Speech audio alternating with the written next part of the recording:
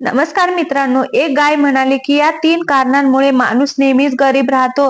नमस्कार मित्रांनो, एका गावात एक शेतकरी कुटुंब राहत होते आणि त्या शेतकरी कुटुंबाची परिस्थिती अत्यंत हलाखीची होती.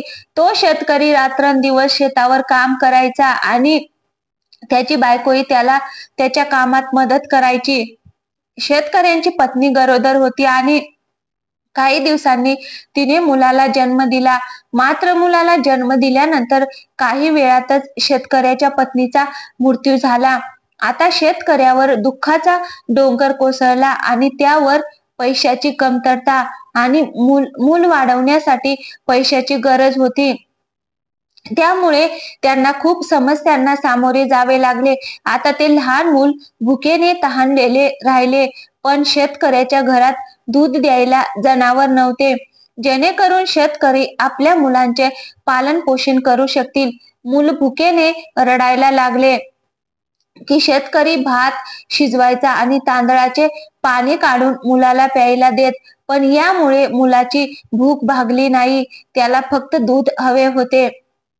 अशातच 2-3 दिवस निघून जातात आणि शेतकऱ्याचा जुना मित्र घरी येतो आणि शेतकऱ्याची अशी अवस्था पाहून तो म्हणतो, मित्रा, आमच्या गावाजवळच्या जंगलात एक सिद्ध पुरुष राहतो आणि त्यांच्याकडे एक गाय आहे.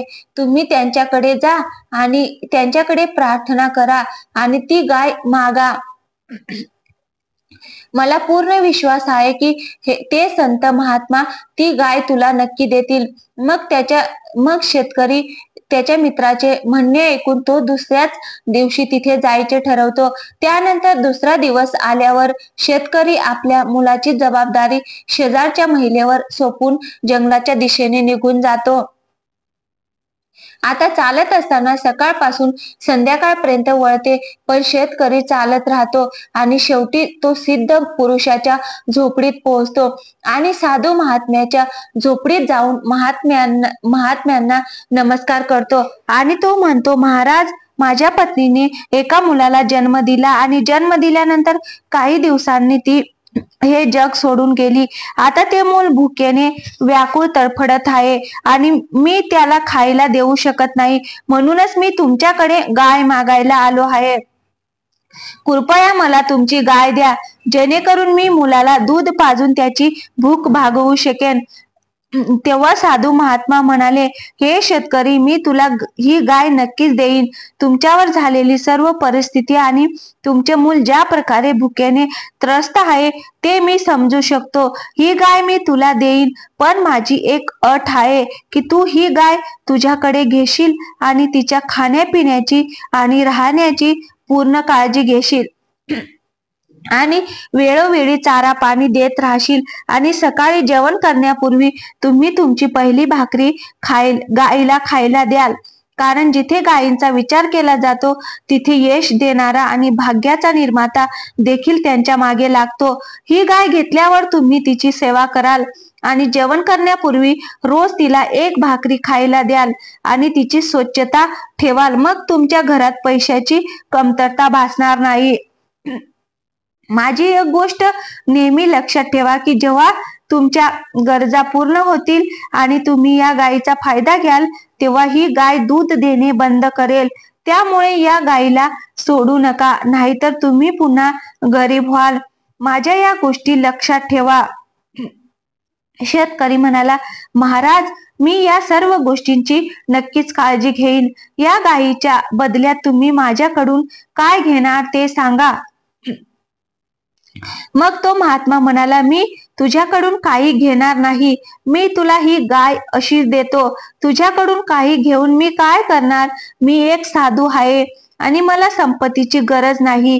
हे ऐकून शेतकरी संताला नमस्कार करतो आणि गायीला घरी घेऊन जातो आणि त्या गायीला चारा आणि पाणी पाजल्यानंतर तो दूध काढतो आणि ते दूध आपल्या मुलाला पाजतो. त्याचप्रमाणे तो रोज सकाळ संध्याकाळ गायीची अतिशय उत्तम प्रकारे सेवा करत असे. गायीला अतिशय चांगल्या प्रकारे पद्धतीने अंघोळ घालत आणि जेवणापूर्वी गायीला भाकरी खायला घालत असे. आता शेतकऱ्याचा मुलगा हळूहळू मोठा होऊ लागला आणि शेतकरी त्या गावात सर्वात श्रीमंत माणूस बनला होता. आणि अशा रीतीने शेतकऱ्याचे जीवन चांगले चालले होते.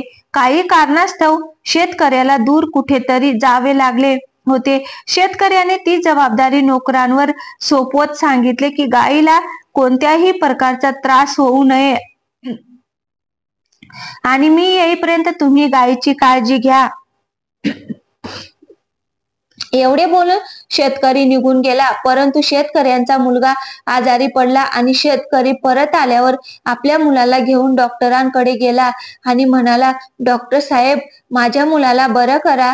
तुम्हाला माझ्याकडून पाहिजे तेवढे पैसे घ्या. डॉक्टरांनी उपचार सुरू केले, पण कितीही उपचार केले तरी त्या मुलाची प्रकृती सुधारत नव्हती. तेव्हा त्या डॉक्टरांनी सांगितले की मला अजून पैसे लागतील. हा मुलगा इथे गावात बरा होऊ शकत नाही, म्हणून आम्हाला शहरात जावे लागेल आणि तिथे खूप पैसे लागतील.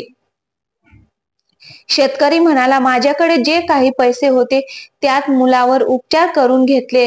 काही दिवसांनी शेतकऱ्याचा मुलगा बरा होतो आणि मग तो शेतकरी आपल्या मुलासह गावी परततो. आणि जेव्हा तो परत येतो, पण आता त्याच्याकडे त्याचे घर देखील राहत नाही.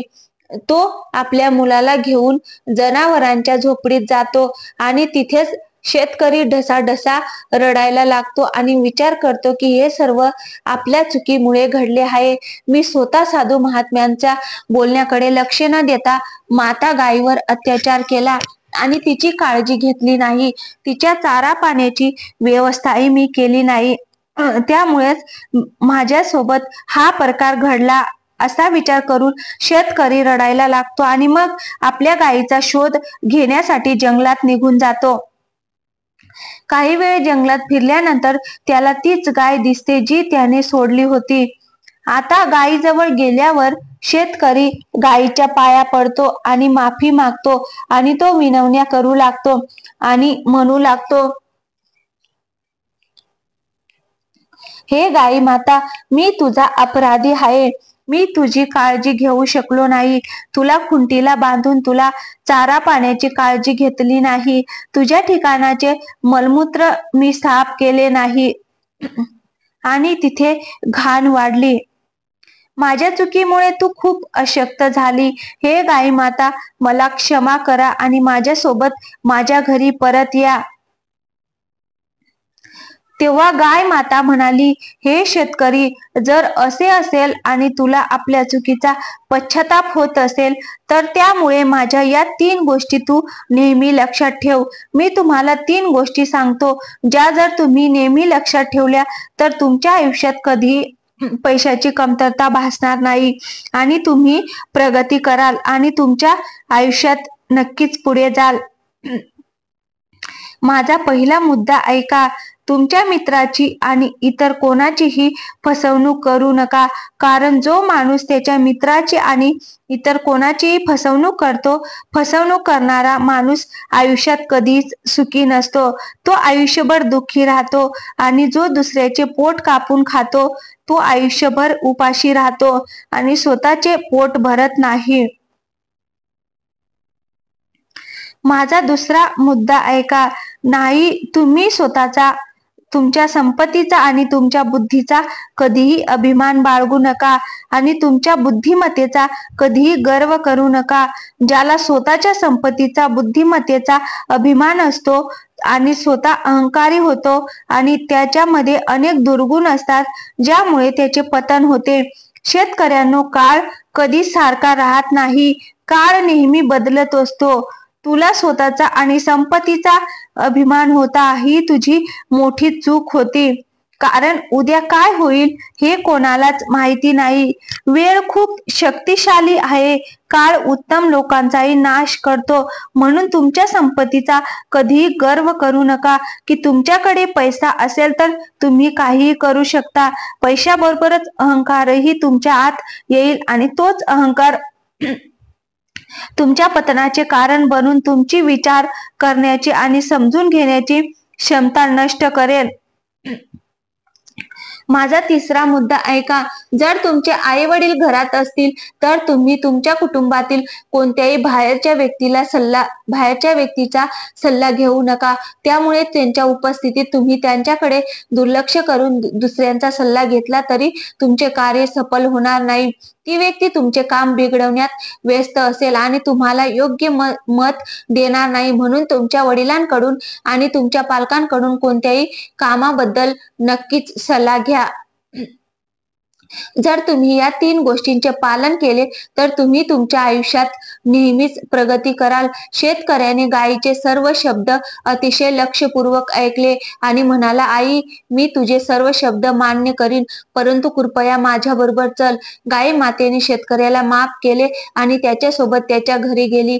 आता शेतकरी घरी गेला आणि पुन्हा गायीची सेवा करू लागला आणि अशा प्रकारे माता गाय पुन्हा बरी होते आणि शेतकऱ्याचे घर हळूहळू अन्न आणि पैशाने भरू लागते. शेतकरी पुन्हा श्रीमंत होऊ लागतो आणि त्याच्या घरी तेच वैभव परत येते.